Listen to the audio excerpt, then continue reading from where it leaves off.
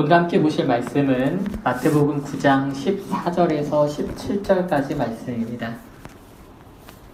마태복음 9장 14절에서 17절 말씀 다 찾으신 줄 알고 한 목소리로 봉독하겠습니다. 시작. 그때 요한의 제자들이 예수께 나와 이르되 우리와 바리새인들은 금식하는데 어찌하여 당신의 제자들은 금식하지 아니하나이까? 예수께서 그들에게 이르시되 혼인집 손님들이 신랑과 함께 있을 동안에 슬퍼할 수 있느냐? 그러나 신랑을 빼앗길 날이 이르리니 그때에는 금식할 것이니라. 생배 조각을 낡은 옷에 붙이는 자가 없나니 이는 기운 것이 그 옷을 당기어 헤어짐을 더하게 됨이요 새 포도주를 낡은 가죽 부대에 넣지 아니하나니 그렇게 하면 부대가 터져 포도주도 쏟아지고 부대도 버리게 됩니다. 새 포도주는 새 부대에 넣어야 둘이 다 보존되느니라. 아멘. 어제 광고 시간에 잠깐 말씀드리긴 했지만 교회에서 귀한 만남이 있었습니다. 지난주 주보에도 광고를 했었는데요. 우리 교회를 후원하고 있는 많은 교회 중에 서울에 있는 한 교회 청년부 전도사님께서 연락을 며칠 전에 주셨습니다. 이번 여름에 본인이 섬기고 있는 그 청년부의 청년들과 혹시 우리 교회에 와서 좀 섬길 만한 일들이 있는지, 그럴 기회가 있는지 연락을 주신 겁니다. 사실 보다시피 우리 교회가 워낙 작고 큰 행사를 치를 생각도 사실 없었기 때문에 처음에는 고사를 좀 하려고 했습니다. 그러다가 주님께서 또 보내주신 손길이라고 생각하던 차에 또 우리가 여름 성경학교를 마침 준비해야 했기에 기꺼이 와서 도와주셨으면 한다고 말씀을 드렸습니다. 아직 우리 교회가 제대로 노방전도 밖에 나가서 하는 전도도 해본 적도 없고 또 여름 성경학교도 이제 작년처럼 그러니까 사모님 둘이 준비하기는 조금 부담이 될 수도 있어서 이렇게 연락을 주셨으면 분명히 주님의 뜻이 있겠다 싶어서 같이 노방전도도 하고 또 여름 성경 학교도 준비하게끔 하기 위해서 만나기로 했습니다. 그래서 어제 우리 교회를 위해 한번 답사를 와주셨고 또한 이렇게 직접 만날 기회도 얻게 된 것입니다. 어제 세 분이 오셨는데 모두 다 처음 뵙는 분이었습니다. 서로의 교회를 위해서 제가 기도 편지도 보내고 담임 목사님도 전화도 주시고 서로 교제를 했지만 실제로 얼굴 뵌 건 처음이었습니다. 심지어 어제 오신 전도사님 같은 경우에는 제가 대학교 다녔던 과에 바로 후배시더라고요. 학교 시간이 맞질 않아서 같이 학교를 다니진 않았지만은 실제로 이렇게 얼굴을 뵌 분들은 처음이었습니다. 아마 다른 분들, 우리 교회에 있지 않은 분들 좀 이해하기 어려울 수 있습니다. 한 번도 얼굴도 본 적이 없는데, 얼굴을 본 적이 없는데, 귀한 헌금도 보내주시고, 이번에 이렇게 좀 직접 방문해서 우리 교회에 어려움은 없는지, 도와줄 일은 없는지 살펴본다고 하는 것은 일반 사람들이 생각하기에는 좀 얼핏 이해하기 어려운 부분일 수도 있습니다. 하지만 이 기독교가 뿌리를 내리는 초기 교회 시대부터 이러한 일들은 사실 반복되어 왔습니다. 바울은 전 세계를 다니면서 복음을 전하고 교회를 세우고 또 그뿐 아니라 예루살렘을 비롯한 다른 지역에 먼저 세워진 교회들에게 이 기도와 헌금을 계속 부탁했습니다. 부탁을 받은 교회와 성도들은 일면식도 없고 심지어 가본 적도 없는 지역의 새로운 성도들과 또 새로 세워진 교회를 위해서 밤낮 쉬지 않고 기도하고 또 어려운 가운데서도 본인들도 어려운 가운데서도 귀한 헌금을 십시일반 모아서 보냈습니다. 우리 교회는 그 시작이 다른 교회와 조금 다릅니다. 제가 돈이 많아서 또는 어떤 특별한 교회나 또는 한 명의 성도가 큰 헌금을 해서 세워진 교회가 아닙니다. 가정교회로 시작해서 여러 명의 후원자들과 또한 교회를 주님께서 맺어주셔서 그쪽에서 보내주신 헌금을 1년 가까이 모은 다음에 그 귀한 헌금으로 이렇게 예배터를 마련하고 예배를 시작하게 되었습니다. 지금도 우리 교회에 들어오는 헌금은 주일 헌금도 그렇고 외부 헌금도 그렇고 큰 금액이 들어오는 게 아니라 소액 헌금들이 매주마다 또는 매달 여러분들이 여러 교회가 섬겨주시고 있습니다. 우리 교회 이름처럼 정말 함께 세워져 가고 있는 것입니다. 그런 면에서 지금 이 시간, 이 자리에 함께 하시는 여러분이 얼마나 귀한지 모릅니다. 헌금도 귀하지만 이처럼 자신의 몸을 교회를 세우는데 기꺼이 함께 해주시는 여러분들이 주님 보시기에 더없이 귀한 줄을 믿으시기 바랍니다. 제가 이 개척을 하기 전에, 교회를 이렇게 세우는 걸 개척이라고 하는데, 개척을 하기 전에 영혼이 귀하다고 말을 많이 하면서 가르치고 또한 교육도 했지만은, 사실 개척을 한 이 시점에서 정말 한 영혼 한 영혼이 얼마나 귀한지 더 깊이 체험합니다. 또 그 일에 제가 감당하기 어려운 이 부르심을 받은 건 아닌가라는 생각을 도리어 그때보다 지금 더 많이 하게 됩니다. 오늘도 귀한 영혼을 주님께서 보내주셨습니다. 참 감사합니다. 여기 계신 여러분들도 사실 저와 여러분들 또는 교회 내에서도 서로 알게 된 지 사실 얼마 안 되었습니다. 그런데 어떤 이유로 우리가 이 시간에 지금 모였습니까? 이 자리에 모였습니까? 그리고 또 우리가 모여서 하는 게 무엇입니까? 참 놀랍지 않나요? 배경도 다르고, 살아온 환경도 다르고, 나이도 다르고, 다 공통된 것은 하나도 없어 보이는데, 이렇게 매주 한 자리에 모여서 하나님께 예배하고, 또한 예수님을 우리 삶의 구세주로 고백한다는 것, 그 자체가 얼마나 놀라운 일인지 모르겠습니다. 로마서 1장 22절 이하에 보면은 우리가 한때는 모두 주님의 반대편에 섰던 사람들이라고 말을 하고 있습니다. 그 상태를 사도 바울은 이렇게 말합니다. 스스로 지었다고 말하는 상태, 하나님의 영광을 우상으로 바꾼 상태, 마음의 정욕대로 더러움에 내버려진 상태라고 말하고 있습니다.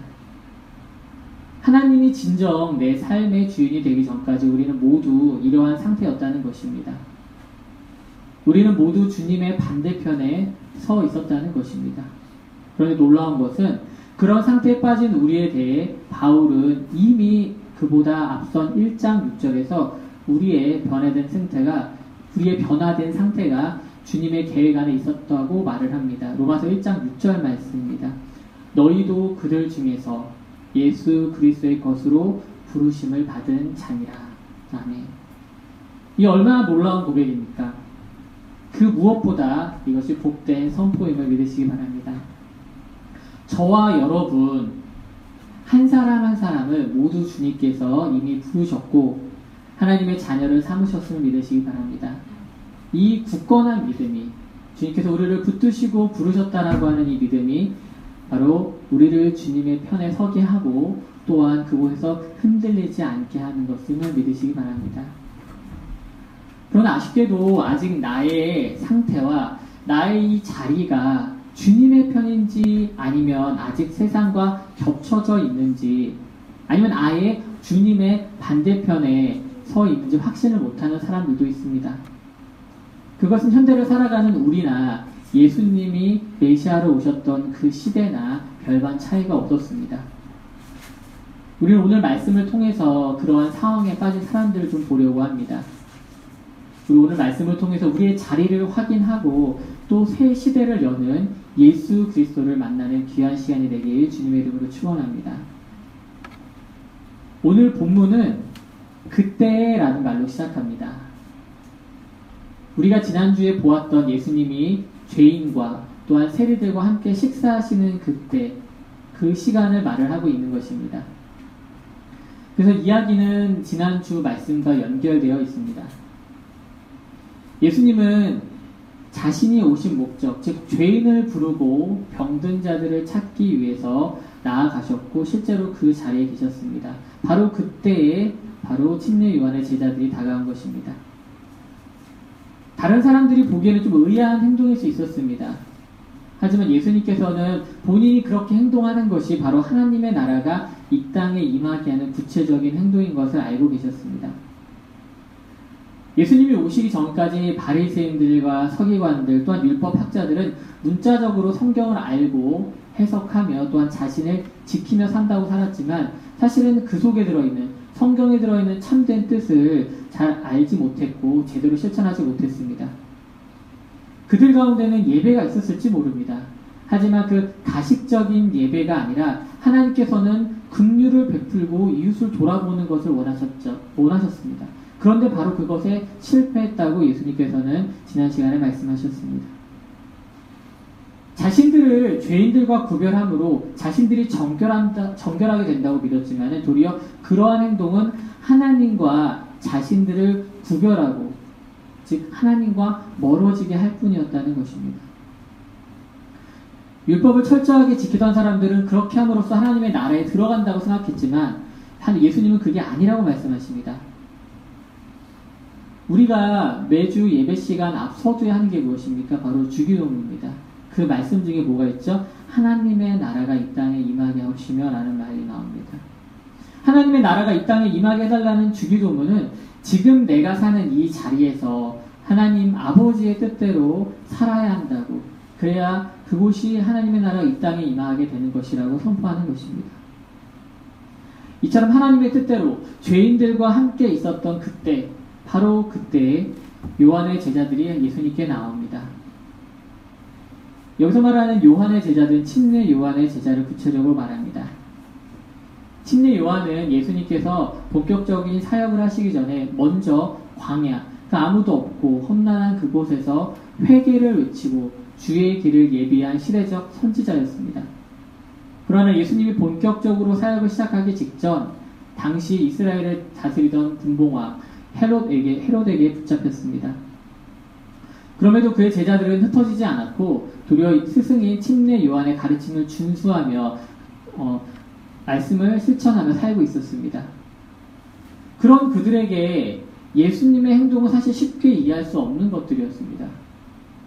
천국을 선포하고 회개를 외치며 많은 사람들에게 회개 침례를 베풀고 심지어 기득권 층에게까지도 일침을 가하던 자신의 스승인 침례 요한과는 결이 다른 사람처럼 보였습니다. 말씀도 잘 전하고 치유의 이적도 보이고 많은 사람들이 따라왔기 때문에 침례 요한의 제자들도 아마 예수님을 당연히 눈여겨보았을 것입니다. 그런데 예수님을 비롯한 예수님의 제자들의 행동은 자신들이 그동안 고수해왔던 철저하게 율법을 지키고 또한 회개를 베풀며 회개 침례를 베풀고 기득권층들과 대립하며 진정한 하나님의 나라를 꿈꿔왔던 그러한 행동과는 조금 벗어난 듯해 보였습니다. 그들이 지켜왔던 율법을 준수하는 삶과 또한 행동과 좀 벗어나 보였다는 것입니다. 그래서 침례 요한의 제자들이 이렇게 얘기하는 겁니다. 우리와 바리새인들은 금식을 하는데 왜 당신의 제자들은 금식을 하지 않습니까? 라는 질문이 나오게 되는 것입니다.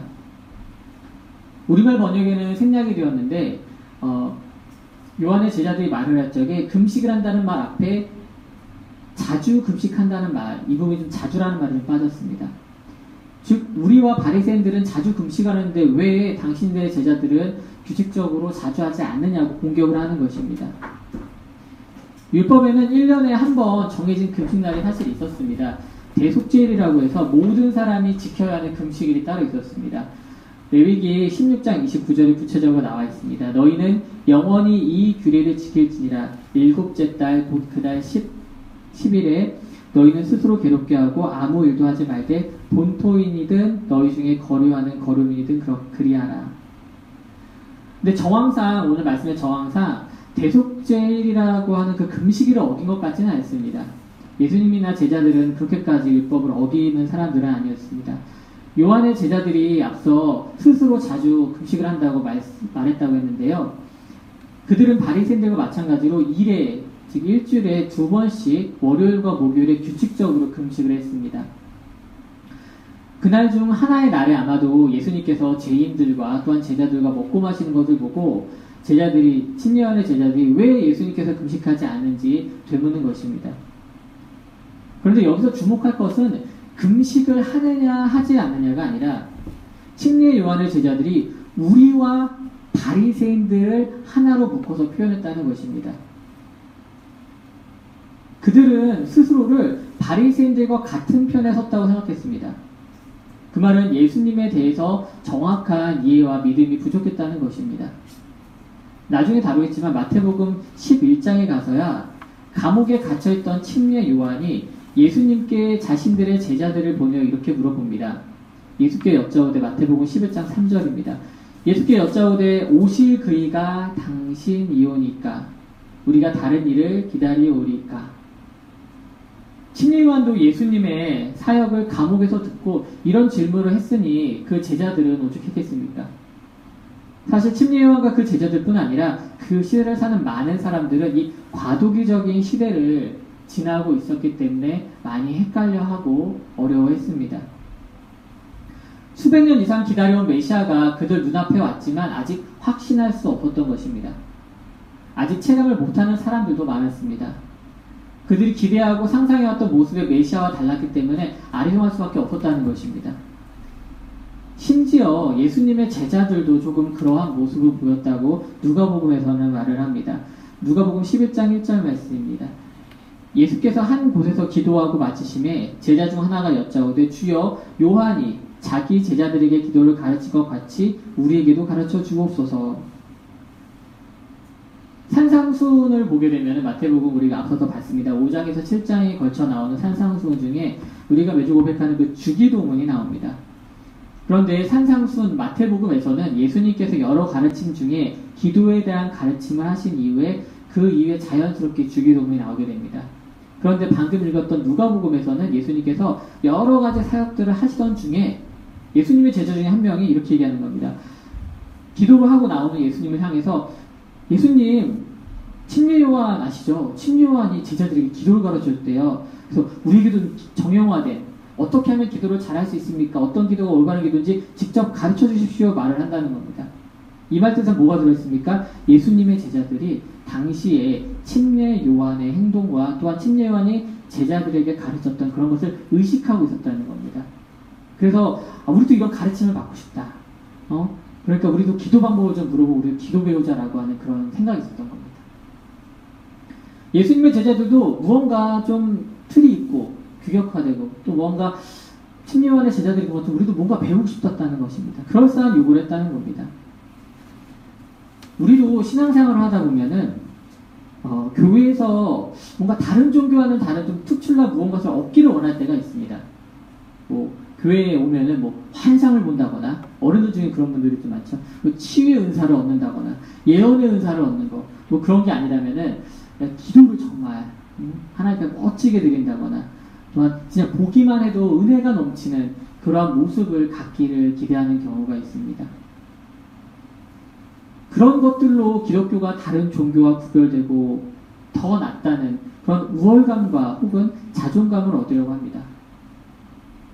그런데 정말 기독교가 다른 종교와 그런 점에서 달라야 할까요? 그런 생각은 사실 오늘 본문에 나타난 침례 요한의 제자들과 다를 바가 없습니다. 그들에게 금식이라고 하는 것은 다른 사람들과 구별짓는 행동이라고 생각했지만 사실은 바리새인들과 자신들을 동일시함으로써 예수님과는 도리어 떨어진 자리에 서고 만 것입니다. 그들은 자신들의 발언이 있기 바로 전인 앞에 13절에서 예수님이 말씀하신 긍휼을 원하고 제사를 원하지 않는다는 말씀을 제대로 이해하지 못한 것입니다. 기독교는 차별성을 이런 곳에만 두어서는 안 됩니다. 금식이 중요하지 않다는 것이 아닙니다. 금식은 그 자체로서 의미가 있습니다. 하나님 앞에서의 회개와 속죄, 정결의 의미를 갖는 그 금식은 그 자체로서 충분한 가치가 있습니다. 하지만 기독교는 나 자신이 스스로 변화되는 것에 사실 초점을 맞추는 종교가 아닙니다. 기독교는 철저히 내가 아닌 주님으로 인해 또한 내 속에서부터의 변화가 아니라 내 밖에서부터 시작한 주님의 은혜로 사는 종교이기 때문입니다. 그래서 예수님께서는 요한의 제자들에게 지금이 신랑과 함께할 변화의 시점이며 새 포도주를 새 부대에 넣어야 할 새로운 출발의 시간임을 말씀해 주시는 것입니다. 예수님은 갑자기 단번에 이해하기 조금 어려운 비유의 말씀을 이어서 붙여서 말씀하십니다. 바로 결혼식에 참석한 손님들이 새 신랑과 함께할 동안 슬퍼하겠냐며 되물어 보시는 것입니다. 이것은 당연히 아니오라는 답변을 기대하고 말씀을 하시는 겁니다. 그리고는 신랑을 빼앗길 때가 올 텐데 그때에 가서야 진정한 금식을 하게 될 것이라고 말씀하십니다. 우리가 이미 말씀을 통해서 예수님께서 그 이후에 사람들의 손에 붙잡혀 십자가 위에서 우리의 죄를 위해 대속하기 위해서 달려 돌아가실 것을 이미 알고 있었지만 그때 그 자리에 있었던 침례요한의 제자들과 다른 사람들은 당최 그게 무슨 소리인지 이해할 수 없었습니다. 당연히 결혼식이라고 하는 것은 신랑과 신부뿐 아니라 모든 사람들이 함께 기뻐하며 즐거워할 자리, 행복한 자리가 아니겠습니까? 결혼잔치에서 막 울면서 슬퍼하는 사람들 봤나요? 꺼이꺼이 울면서? 예전에는 그 신부의 아버지들이 그렇게 울었어요. 근데 요즘에는 사실 그렇지도 않은 것 같습니다. 그런 모습을 좀 보기 어려워졌는데 사실 이 질문을 하던 침례요한의 제자들은 예수님의 말에 빗대어 보면 신랑을 빼앗긴 그런 상황이었습니다. 그런 정도로 슬픈 상황이었습니다. 왜냐하면 자신들의 스승인 침례요한이 옥에 갇혔고 언제 죽을 줄 모르는 그런 급박한 상황이 있었기 때문입니다. 그런 상황에서 웃고 떠들면서 잔치를 벌이고 있는 것처럼 보이는 예수님과 그 제자들이 사실 곱게 보이지 않을 수 있었습니다. 그러나 예수님은 지금 이 시간, 즉 예수님께서 사람들과 함께하는 이 시간이 결혼잔치의 시간, 기쁨의 시대라고 말씀하고 계십니다. 구약 여러 군데에서는 이미 예수님이 신랑으로 우리 가운데 오실 것이라고 묘사하고 있었습니다. 이사야서 54장 5절 말씀입니다. 이는 너를 지으신 이가 내 남편이시라. 그의 이름은 만군의 여호와이시며 내 구속자는 이스라엘의 거룩한 이시라. 그는 온 땅의 하나님이라 일컬음을 받으실 것이라. 호세아서 2장 16절입니다. 여호와께서 이르시되 그날에 내가 나를 내 남편이라 일컫고 다시는 내 바알이라 일컫지 아니하리라. 신랑이 있는 결혼식은 모든 사람에게 축제의 시간입니다. 예수님은 이미 세리와 죄인들 사이에서 식탁의 교제를 함으로써 잔치가 이루어지고 있음을, 신랑이 이곳에 왔음을, 기쁨의 잔치가 시작되었음을 그들 앞에 보이신 것입니다. 그래 놀라운 것은 그 자리에 저와 여러분도 초대되었다는 것입니다. 이 모습을 누가복음에서는 이렇게 말하고 있습니다. 13장 29절입니다. 사람들이 동서남북으로부터 와서 하나님의 나라 잔치에 참여하리니. 주님은 그 자리에 누구나 오라고 말씀하십니다. 남녀노소, 세상에서 가진 지위, 인종과 성별, 그 무엇도 주님의 잔치자리에 들어가는 것을 막을 수가 없습니다. 저와 여러분도 그 자리에 초대받았음을 믿으시기 바랍니다. 그곳에 입장하기 위해서 굳이 억지로 금식하고 슬픈 기색을 띠며 자신에게 붙은 먼지를 떨어버리거나 온 매무새를 가다듬을 필요도 없습니다. 주님께서 오라 하실 때, 부르실 때 우리는 있는 모습 그대로, 지금 이 모습 그대로 아멘하며 순종하고 나아가기만 하면 됩니다. 요한의 제자들처럼 잔치자리에 앉는 것이 아니라 밖에 서 있지 않았으면 좋겠습니다. 주님께서는 오라고 하시는데 밖에 서서 맴돌지 않았으면 좋겠습니다. 종종 우리가 어느 편에 서야 하는지, 어떤 자리에 앉아야 하는지 헷갈린다면은, 바로 이 요한의 제자처럼 헷갈린다면은 여러분에게 권유합니다. 주님의 편에 서시길 바랍니다. 주님께서 부르시는 그 자리에 함께 앉으시길 바랍니다. 복음을 들고 우리 가운데 오신 그 주님의 잔치자리에 함께하여서 정말 이전에 맛볼 수 없었던 기쁨을 만끽하는 여러분이 되시길 주님의 이름으로 축원합니다. 예수님은 주저하고 있는 요한의 제자들에게 시대가 바뀌었음을 다시 한번 말씀해 주십니다. 구멍난 옷이 있다고 한번 생각해 보십시오. 거기에 구멍을 메우기 위해서 새 옷감을 가져다가 오려서 덧붙일 수 있습니다. 요즘이야 그렇지 않지만은 예수님께서 사시던 시대에는 흔한 일이었습니다. 그러면은 그 덧댄 부분이 당장 보기에는 잘 막힌 것 같고 좋아 보일지 몰라도 그 옷을 빨면 문제가 생깁니다. 왜냐면은 기존에 있었던 옷감들은 이미 여러 번 세탁을 했기 때문에 변함이 없는데 새 옷감 덧붙인 것은 물이 닿고 빨래를 할 때 수축이나 팽창이 일어남으로써 그것이 옷이 찢어지게 만들어버립니다. 그렇기 때문에 기껏 기운 그 옷 자체가 망가져 버리는 것입니다. 또한 새 술을 기존에 있었던 술 부대에 부어두는 것도 이와 마찬가지입니다. 예수님이 살던 시대의 사람들은 물이 새지 않는 그 자루, 요즘은 그릇이 많지 않으니까 그때는 자루를 만들기 위해서 가장자리를 꿰매서 염소 가죽에다가 포도주를 저장했습니다. 포도주, 술이잖아요. 그럼 어떻게 되죠? 얘가 시간이 지남에 따라서 발효가 됩니다. 가뜩이나 더운 나라이기 때문에. 그럼 발효가 된다는 건 어떻게 되냐면 그 안에서 효모가 움직이면서 팽창을 하게 됩니다. 그러면 가죽 부대가 원래 있던 모양보다 어떻게 되죠? 팽창이 커지게 됩니다. 그래서 그렇게 가죽을 늘어나게 하고 물이 새지 않게끔 이렇게 만들어내는 것이었습니다. 그 충분히 늘어나 있는 이 낡은 가죽 부대에 그런데 새 포도주를 넣으면 어떻게 될까요? 다시 발효가 일어나겠죠. 그러다 보면은 결국 그 낡은 부대가 터져버리는 겁니다. 결국은 그렇게 해버리면은 새 포도주도 버리고 이전에 있던 그 가죽 부대마저 버릴 수밖에 없는 상황이 되는 겁니다. 결국 새 포도주에는 새 부대가 필요한 것입니다. 그렇게 해야 둘 다 보존될 수 있는 것입니다. 예수님은 아직까지도 이전 시대에 살면서 하나님의 나라는 고대하고 있는 요한의 제자들에게 이미 새로운 시대가 왔으며 그 시대를 맞이하라고 말하고 있는 것입니다.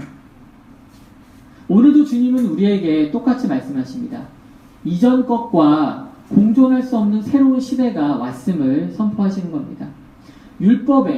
구약의 율법에 종속되어 살던 사람들에게 이제 하나님의 은혜의 해가 도래했음을 말씀하시는 것입니다. 죄에 사로잡혀 죄인의 굴레를 벗어날 수 없는 사람들에게 이제 예수 그리스도의 대속의 은혜의 해가 시작되었다고 선포하시는 것입니다. 기대할 수 없었던 하나님의 나라가 마침내 이 땅에 임하고 또한 온 천하에 나타낸다는 것을 말씀하고 계시는 것입니다. 사랑하는 성도 여러분, 예수님이 이 땅에 오심으로 나에게도 이제는 새로운 길이 열렸음을 믿으시기 바랍니다. 예수님은 저와 여러분 한 사람 한 사람을 위해서 오셨습니다.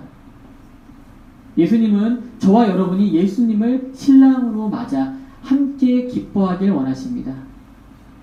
저와 여러분은 이미 천국 잔치에 초대된 사람들입니다. 그 무엇도 그 누구도 빼앗아갈 수 없는 기쁨을, 이 천국 잔치에 초대된 기쁨을 소유하셨음을 믿으시기 바랍니다. 여러분의 삶이 신랑으로 오신 예수님으로 인해 날마다 기쁨이 넘치길 원합니다. 세상의 일시적인 근심과 걱정이 여러분을 덮을 때가 있을지 모릅니다. 그러나 더 이상 과거의 매인 삶이 아니라, 그곳에 머무르는 삶이 아니라 이제 새 신랑을 맞이하는 기쁨의 새로운 시대, 새로운 피조물로 주님 앞에 거듭난 삶을 누리시길 주님의 이름으로 축원합니다.